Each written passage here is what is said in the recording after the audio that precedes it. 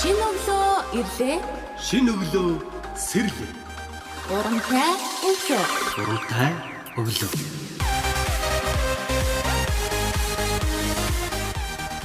Өглөөний мэнд төрхий сонсогчдоо лавгаргийн урамтай өглөө нэвтрүүлэг эхэлж байна. За өглөө хөтөлбөрөөр энэ 7 хоногт бид анхны тусламж үзүүлэх, таниулах 7 хоног болгон энэ сэдвийн хүрээнд нэвтрүүлгүүдэд бэлтгэн сонсогчдод хүргэж байгаа.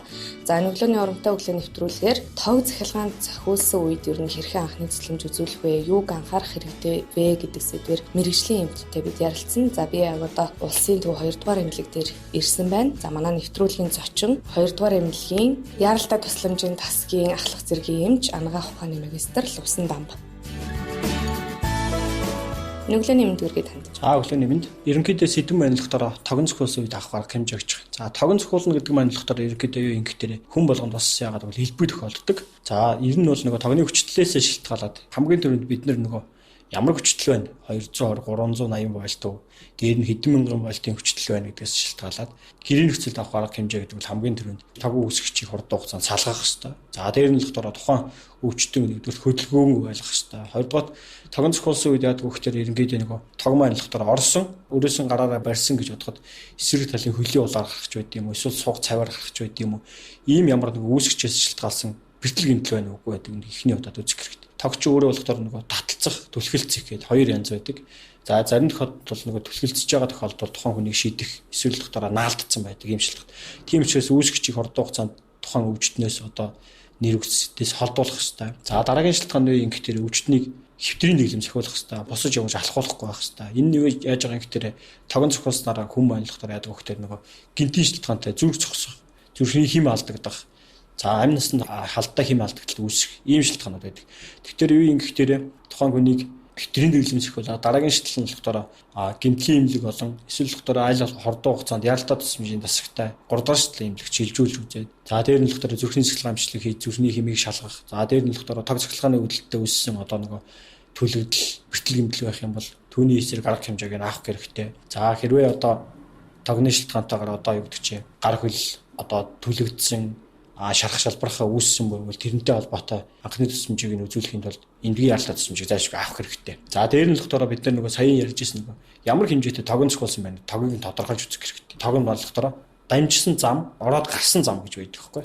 Өндөр хүчтэлийн шалтгааны үед яадаг вэ гэхээр өндөр хүчтэлтэй тогон зохиулсан үед болохоор юу гэдэг чинь гарын алгаар барьсан байлгч хөлийн улаар гарсан ч байд юм уу. Эсвэл толгой, эсвэл сууг цаваар гарсан юм нөх орон байдаг. Тийм учраас тэрнийг зайлшгүй шалгаж үзэх хэрэгтэй.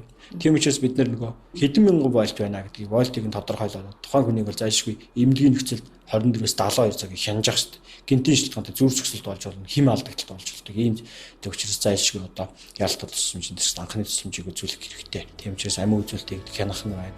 Өвчтнийг босуулж алхуулахгүй байх нь, хэвтрийн дэглэм зохиулах нь байна. Ийм арга хэмжээг зайлшгүй авч явах нь чухал.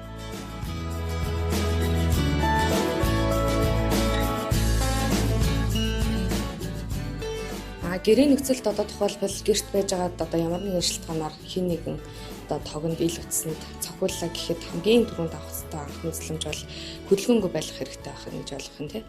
Ерөнхийдөө нөгөө хэвтрийн дэглэм зохиулаад за тогон зохиулаад манайхан бол нөгөө тэгдэгч 220 вольт гэдэг чинь нэг удаа зохиулчлаа гар хөл ингээд татганаад жижигнэж ч гэдэм юм загвар хэлсэн нэгэ тохиолоод өнгөрсөн хүмүүс ярьж идэг шүү дээ. Энэ бол бас тийм зүгээр нэг хүний одоо юу гэдэг чинь тухайн үед нөгөө таталцлын хүч манлахтар хэр хэмжээтэй тог байна гэдгээс шалтгаалж байгаа. Тийм учраас яг заавал зайлшгүй хүнийг болохоор хөдөлгөөнгүй байх хэрэгтэй. Хоёрдугаар болохоор зайлшгүй очиж эмнэлгийн нөхцөл зөрчил бид нар наазахын жишээ цэцлэгамшлаг хийлгэж үзэх хэрэгтэй байхгүй. Цэцлэгамшлаг хийлгэж үзээд ямар нэгэн зүрхний шалтгаантай хим алдагдал үүссэн байна уу? Эсвэл ямар нэгэн нөгөө хичнээн одоо миний төрөний ярьсан ч гэсэн нөгөө гараараа ингээ бариад авсан эсвэл хөл гараараа тогонд хүрсэн байлаа гэж бодоход нэг удаа жижигнээ татханаад ийм шинжлэлийг илрээд гарсан ч гэсэн одоо тогон цохиулаад гарсан газартаа ийм төлөгдөл үүссэн зүйл байна уу гэдгийг шалгаж үзчих хэрэгтэй. Магадгүй тогон цохиулаад тухайн үед амнистын талтай хим алдагдал үүсэж гисэн явж байгаад одоо юу гэдэг чинь тухайн 24 цаг 72 цагийн дараа ч гэдэг юм гинтийн шалтгаантай хим алдагдал үүсэж зүрх зогс амнистын талтай хим алдагдал үүсэх юм эрсдлүүд зөндөө байдаг учраас зайлшгүй үзүүлэх хэрэгтэй. Хэвтрийн дэглэм сахих хэрэгтэй. Хянах хэрэгтэй байхгүй.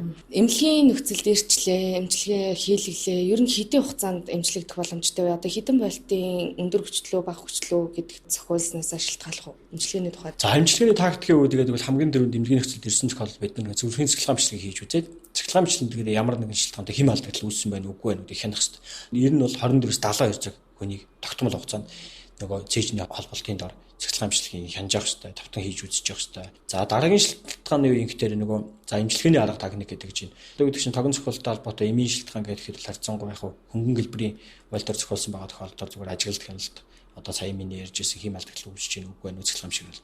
Магадгүй өндөр хүчлээр зохиолоод нөгөө төлөгдөл үүсээд гараа ялгаж гэдэг юм суг цавд за хөлийн улаарч гэдэг юм тог манд амжаа гарцсан том хэмжээний талбайг хамарсан шарах шалбархаа үүссэн ийм байгаа тохиолдолд яг хүүхдэр бид нэр нөгөө шарах шалбархаа хэмжээнээсээ хамаарат эмийн имчилгээ дээр нь болохоор одоо тосон боолт сэтгч байд юм уу дээр нь болохоор хэмэлдэлтэй эсрэг эмийн имчилгээ энэ болохоор тухайн хүний биеийн байдалтай уялдуулаад хэдийн хугацаанд ямар арга хэмжээ авах вэ гэдэг нь тухайн одоо өвчтний биеийн байдлаас шалтгаалаад эмчлэгт хугацаанд тодорхойлогдно гэсэн үг. Хэрвээ тогон цохилдсон бол мэдээж эмчилгээ хийлгэн. Хийлгээд дараа биед нь ямар нэгэн сөрөг үр дагавар байдаг уу? Одоо юу гэдгийг цаашаага тарих зүрхэнд нөлөөлсөн тэр хүний одоо цаашдаа зүрхний бас хэм алдагддаг болчихдог ч юм уу? За байж болно. Яг гэвэл өндөр хүчлийн үед л тогон цохилсон тохиолдолд зүрхний хэм алдагдал цаашдаа одоо нөгөө хүмүүс тухайн үед бол эрүүл байж хагаад эмгийг одоо зүрхний хэм алдагдал үүсэж чинь гэсэн үг. Тогны шилтгаанд өндөр хүчлийн шилтгаанд хэм алдагдал үүсэж. За дээр нь доктор хоёр дэгчээр үүсэх шилтгаанууд одоо тэр нөгөө тогон цохиолоод түлэгдсэнтэй холбоотой гар хөл одоо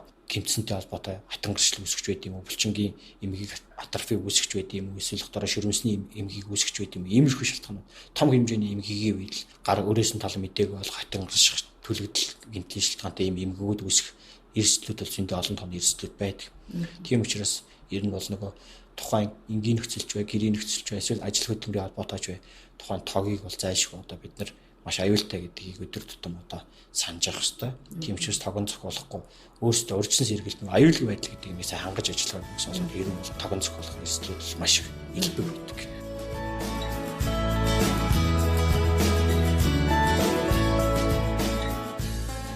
Тухайлбал одоо бидний сонсож байгаа сонсогчдод та зөвлөж тогон цохиулахаас өндөр хүчтэй цохиулахаас ер нь яаж хэрхэн өөрийгөө хамгаалах уу, сэргийлэх үү? За энэ байдлаар бас одоо бид нөгөө өдөр тутмын бас л амьдрал тохиолдог бас нэгэн зүйл.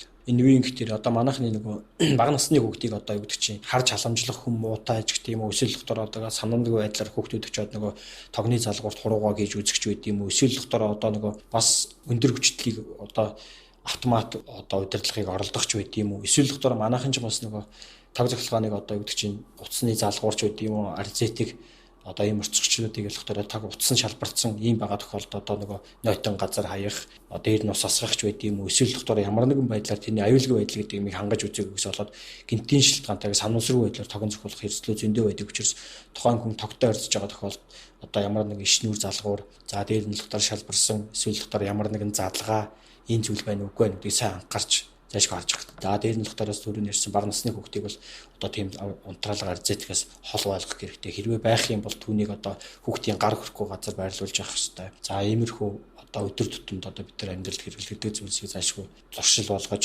ашиглаагүйгээс болоод энээс болоод одоо тогон цохиулах тэр дунд бага насны хүүхдүүд тогон цохиулах хэрэгцээд илбэг байдаг. Дээр нь доктор яг нэг ажил мэргэжлийн шилтгаантай хөдөлмөрийн аюулгүй байдал алдагдаад одоо юу гэдэг чинь тогны одоо цахилгаанчин, мончорч гэдэг юм уу, иймэрхүү хүмүүс тогон цохиулах зүйлүүд илбэг байдаг. Ийм учраас аюулгүй байдал гэдэг юм бид нар зайлшгүй хангаж ажиллаж байгаа нь чухал.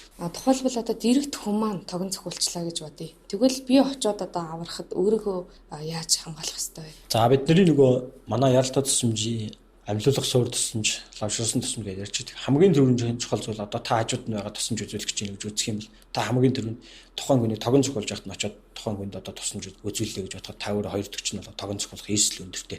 Тэгэхээр яг хөвгтөрөө та нэгдүгээр тусламжийг дуудана, хоёрдугаар талаараа нөгөө тогийг нь хурд хугацаанд юунаас үүсэлтэй тог байна гэдгийг тоогоос салгах, их үс зүрийг нь салгахгүй бол тагчны хүндээ хүрээд нэмэргүй гэсэн.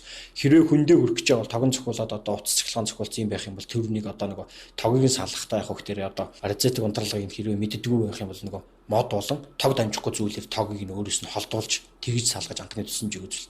Тэгээд шууд одоо тухайлбал шууд одоо хурж болохгүй. Хурж болох. Тэгэх юм бол тог дамжаад та өөрөө хоёр дэгчээр болохоор тогон цохиулах эрсдэл ийм зүйл гарна гэсэн үг. Тийм учраас тогон цохиулж байгаа тохиолдолд бид нар зайлшгүй тог дамжихгүй зүйлээр тогийг салгах эсвэл одоо хамгийн ойрхон байгаа одоо тэр их усүр нь хаана тэрнийг нь арзетикийн салгахч байд юм уу, унтраалгын унтраахч байд юм уу, скатлын буулгах байд юм ийм арга хэмжээ авах гэсэн үг. Танай яралтай тусламжийн тасагт одоо жишээлбэл тогон цохиулсан ер нь өдөрт хичнээн өвчтөн хүмүүс ирж байна. За ерөнхийдөө манай дээр бол яг манайх до 2020 оноос эхлээд Баянзүрх дүүргийн харьяатай одоо гимтлийг яралтай тусламжаар авдаг гэсэн үг. За энэний холбоотой бол ерөнхийдөө бол яг хуу за өдөр болгон бай гэхэд ерөнхийдөө сардаа 3-4-5 удаа ч гэдэг юм уу ийм тогон зохиолсон ийм зүйлүүд ирдэг. За яг хуу ерөнхийдөө тэгэхэд хит өндөр хүчтэй зохиолсон харьцангуй бага. Энгийн нөхцөл жижиг одоо аюулгүй байдал ажиллагааны алдагдал үсээд энэ тогон зохиолсон тусламж үйлчлэг авахар хүмүүс ирдэг. За маш баярлалаа танд ажлын амжилт хүсье. Баярлалаа. Лав гарагийн урамтай өглөө нэвтрүүлгээр энэ удаа тог захиргаанд зохиулсан үед хэрхэн анхны тусламж үзүүлэх үү, юуг анхаарах ёстой байдаг талаар мэдээлэл зөвлөгөө өглөө. Манай нэвтрүүлгийн зочин улсын 2 дугаар төвийн эмнэлгийн яралтай тусламжийн тасгийн ахлах зэргийн эмч, анагаах ухааны магистр Лувсан Дамб.